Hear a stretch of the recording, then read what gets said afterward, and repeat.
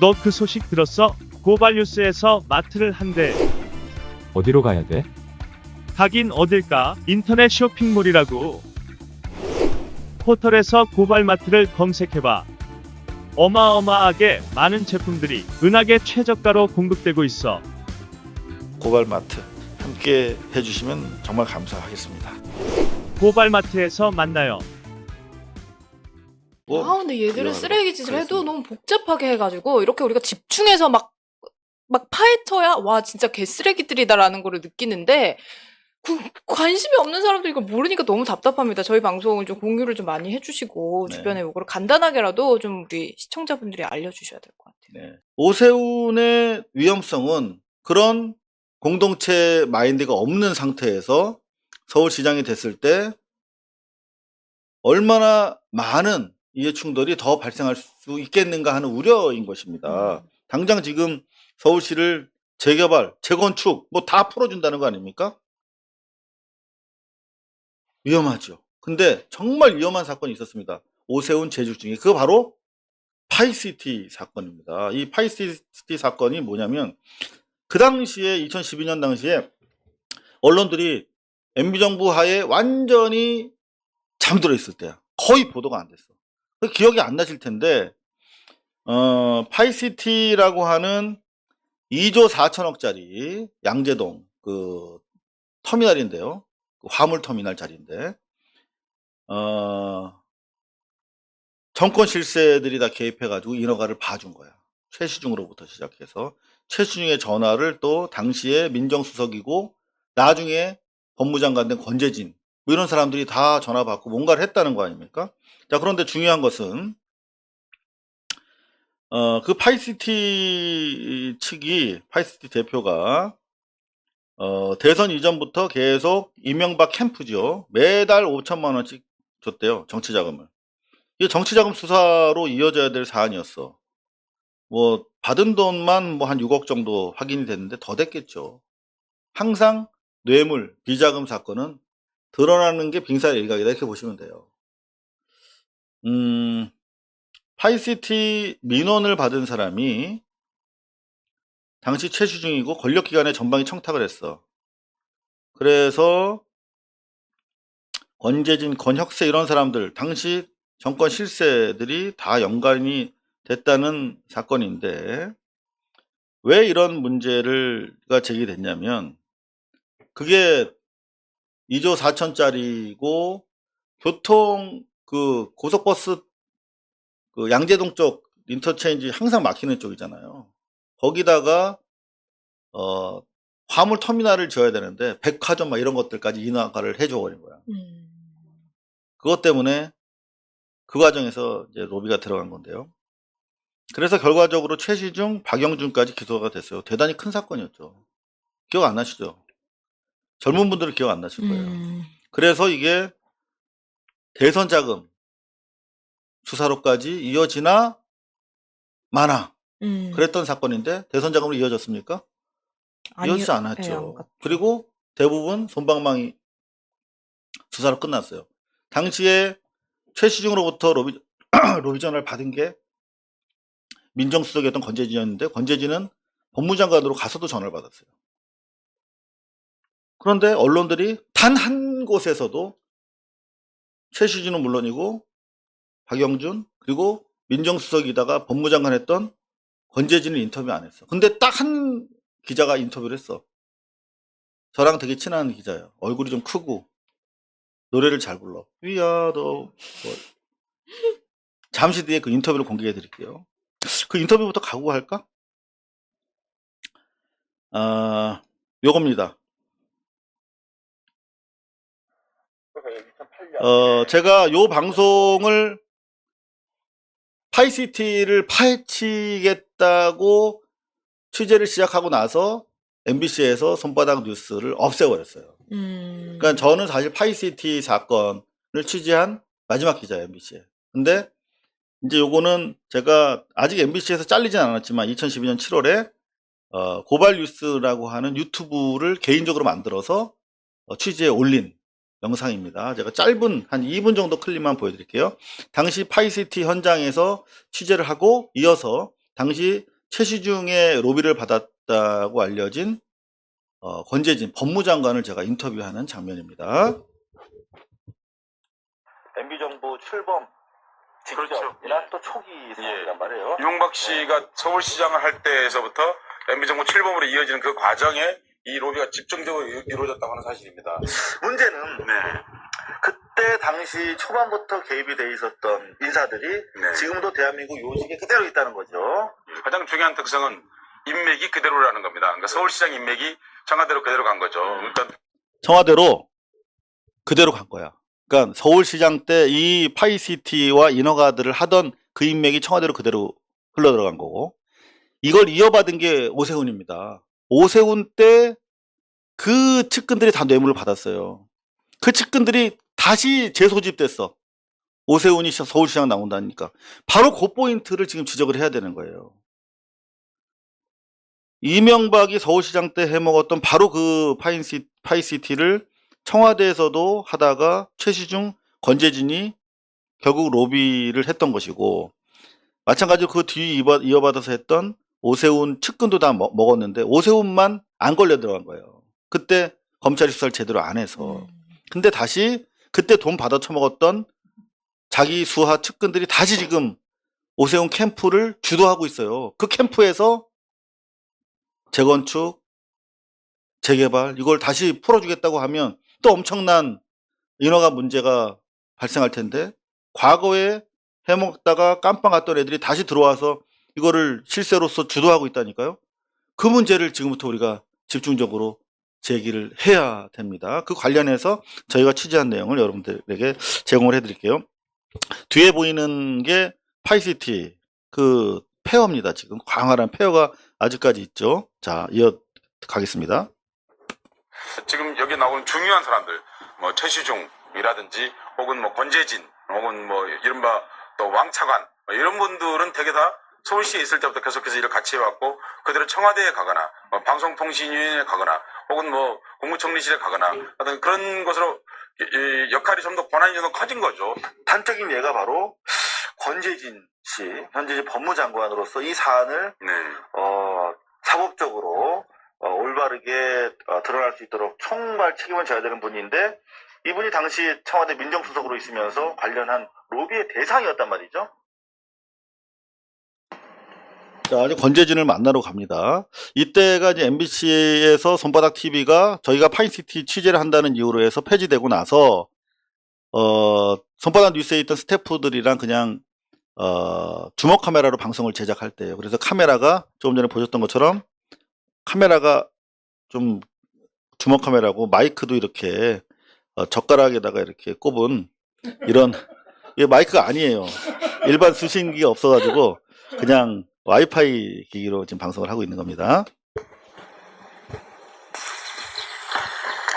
장관님 안녕하세요. 저 MBC 이상훈 기자입니다. 아직 안 잘렸습니다. 오셨네요. 예. 고맙습니다. 근데 요즘에 그 파이시티 관련해가지고요, 최시중 위원장한테 전화를 받은 걸로 돼 있는데, 오늘 일하러 온 날이니까.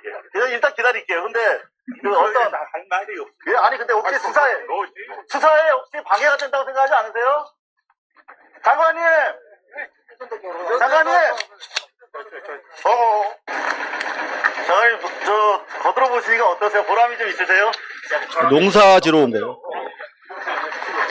혹시 검찰에서 최시중 씨 관련해서 조사받으신 적 있습니까? 장관님, 검찰에서 조사받으시지 않았어요? 왜 그러세요? 기자가 물어보지도 못합니까? 왜 그러세요? 절차를 밟아야지, 공중구속. 자, 절차를 밟아야지. 자기들은 절차 밟아서 로비했습니까? 지들은 절차를 무시하고 불법적으로 최시중으로부터 로비 받고 어떤 모종의 액션을 취했을 것으로 보이는데, 민정수석 시절에 그런 일이 있었으면 최시중이 지금 조사 중인데 법무장관에 대해서는 당시 검찰이 수사조차 안 한 거야. 법무장관 수사 전문이던데 보니까, 오늘날 검찰 보니까 당시에는 안 했어요. 당시 권재진은 수사조차 안 받았습니다. 엄청난 비리 의혹 사건에 최시중 연루돼서 구속수사 수감까지 받았는데 로비를 정작 받은 민정수석, 그리고 당시 법무장관은 검찰 수사조차 받지 않았어요. 법무장관에 대해서 살아있는 권력에 대해서 수사하지 않았던 자들이 지금 살아있는 권력 운운하면서 조국 장관에 이어서 추미애 장관의 지방까지 거덜을 내고 있는 것이죠. 자, 제가 여기서 그럼 인터뷰를 중단했을까요?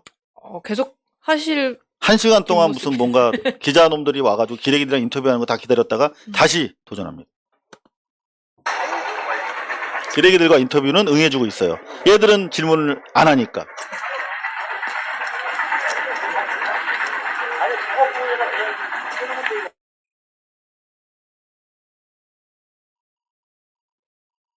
자, 결국 인터뷰 응합니다. 유명하신 분을 보니까. 장관님 죄송합니다. 이거 바쁘신데 아니, 근데 좋은 날은. 워낙 지금 뭐 근데 뭐 그 부분 뉴스의 핵심에 계시니까 그만 아니잖아요. 그건 할 말은 제가 없는 건 바쁘신데 알잖아요. 그죠? 결례했습니다. 그리고 조금 전에 이제 박용준 차관까지 이제 수사선상 인간이 자체관에서 올렸는데 검찰에서 수사를 잘 할 이인규 거고요. 씨를 지금 검찰 수사를 6번을 만나셔서 어떤 내용을 들으셨는지 그게 제일 국민들 궁금하거든요. 답변 다 드린 부분 다 아신 네. 부분이에요. 제가 드릴 말씀 상황이 변화했어요. 수사 중이니까 예. 뭐 제가 드릴 말씀 좋습니다. 민간인 사찰 그다음 파이시티 관련해서 좀 공개적으로 입장을 좀 밝히실 상황이 입장을 돼요. 공개적으로 입장을 밝히라는 것은 파이시티 로비와 또 관련돼 있고 사찰 관련돼 있으니까 그만 물러날 생각 없냐라고 하는 질문인데 답변을 같은데. 밝히는 것이 적절한 게 아닙니다. 근데 수사 진행 중. 당사자로서 지금 수사 진행 말씀이 중이니까. 나오니까. 수사 진행 중이니까 예. 수사를 좀 지켜보시죠. 예, 해드리신 걸로 하시고. 알겠습니다. 답변 감사.